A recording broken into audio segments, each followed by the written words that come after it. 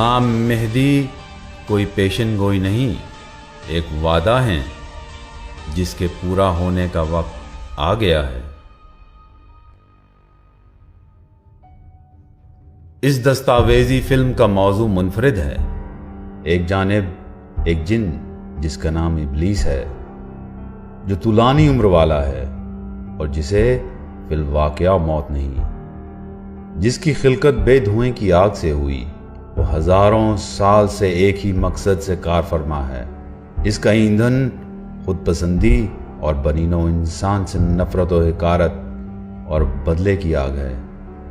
دوسری جانب اللہ کی طرف سے مقرر کردہ ایک کامل انسان ہے جو ہماری رہنمائی اور مدد کے لیے ہے، ایک مثالی شخصیت کے حامل اور دور حاضر کے آقا، 12ویں امام مہدی علیہ السلام ہیں۔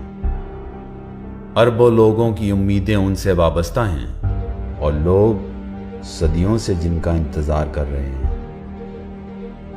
جن کی خبر اور وعدہ اللہ کے رسول نے اپنی احادیث میں بارہا کیا۔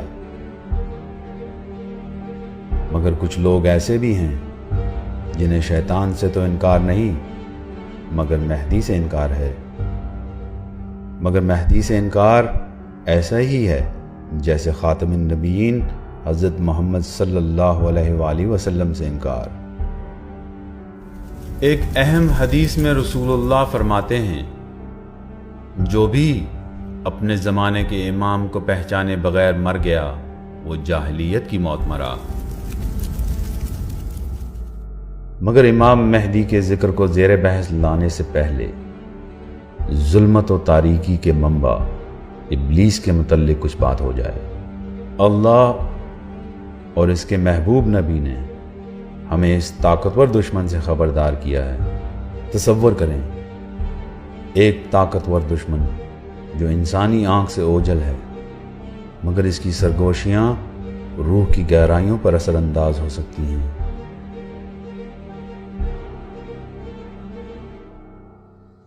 ایک ایسا دشمن جس کی عمر بنی نوع انسان سے بھی طویل ہو، یہ ہے ابلیس، ہمارا اور آپ کا کھلا دشمن۔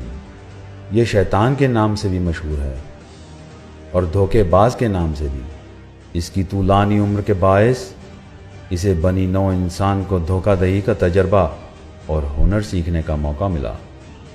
اس دوران اس نے بہت کچھ سیکھا۔ جیسے جیسے لوگ اس کے طور طریقے کو پہچاننے لگے اور محتاط ہو گئے، خصوصاً آخری نبی کی آمد کے بعد، ویسے ویسے وہ اپنے حلیے اور وار کرنے کے انداز کو بدلتا گیا۔ وہ جن و انس کی ایک فوج کے ساتھ کھڑا ہے جو اس کے کالے کرتوتوں میں اس کے مددگار ہیں۔ طولانی عمر کے حامل ابلیس نے نسل در نسل شیاطین کی تربیت کچھ اس طرح کی کہ ان کے اندر بنی نوع انسان کے خلاف حقارت اور نفرت کوٹ کوٹ کر بھر دی۔ اس کے علاوہ اس نے انہیں دھوکے بازی کا ہنر بھی خوب سکھایا۔ ہم بشر فانی ایسے دشمن کے سامنے کیسے کھڑے رہ سکتے ہیں؟ ہماری امید صرف اللہ کے بتائے ہوئے راستے میں ہے، مگر یہ کوئی عام راستہ نہیں جہاں پیدل اپنے پاؤں پہ چلا جا سکے۔ یہاں آپ کو اپنے فیصلوں کے ذریعے اس راستے پر زندگی بسر کرنی ہے۔ آپ یہ راستہ دیکھ نہیں سکتے، مگر جو اس راستے پر چل رہا ہو اس کا اتباع ضرور کر سکتے ہیں، یعنی اس کے پیچھے پیچھے اس کے نقش قدم پر چل سکتے ہیں۔ شاید اسی لیے خدا اور اس کے رسول نے شب و روز پنجگانہ نمازوں میں ہر رکعت میں دن میں 17 دفعہ یہ واجب کر دیا کہ ہم یہ دعا کریں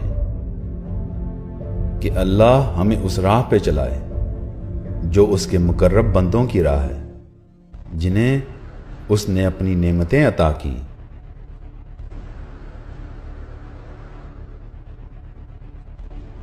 ہاں، سورہ الحمد میں ہم یہی تو کہتے ہیں، ہمیں سیدھی راہ چلا، ان لوگوں کی راہ جن پر تو اپنا فضل و کرم کرتا رہا، نہ کہ ان لوگوں کی راہ جن پر تیرا غضب نازل ہوا، اور نہ گمراہوں کی راہ۔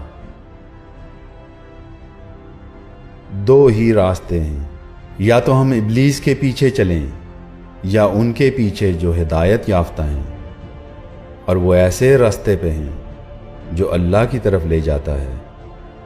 ہم جس کی اتباع کرتے ہیں یا جس کے پیچھے چلتے ہیں وہی ہمارا امام ہے۔ امام یا ہادی کی اتباع اللہ کے رسول کے پیش کردہ اہم نظریات میں سے ایک نظریہ ہے۔ یہ اتنا اہم ہے کہ سارے اسلامی مکاتب فکر میں اس حدیث کی روایت ملتی ہے، مگر افسوس اتنی مدلل اور صحیح حدیث ہونے کے باوجود امت نے اسے نظر انداز کیا۔ رسول اللہ کی اس حدیث کو نظر انداز کر کے ہم نے اپنے ایمان کو داؤ پر لگا دیا۔ اتنی اہمیت کی حامل وہ حدیث کیا ہے کہ جس کی روایت مسند ابن حنبل اور دوسری احادیث کی کتابوں میں ملتی ہے۔ وہ حدیث یہ ہے: جو بھی اپنے زمانے کے امام کو پہچانے بغیر مر گیا وہ جاہلیت کی موت مرا۔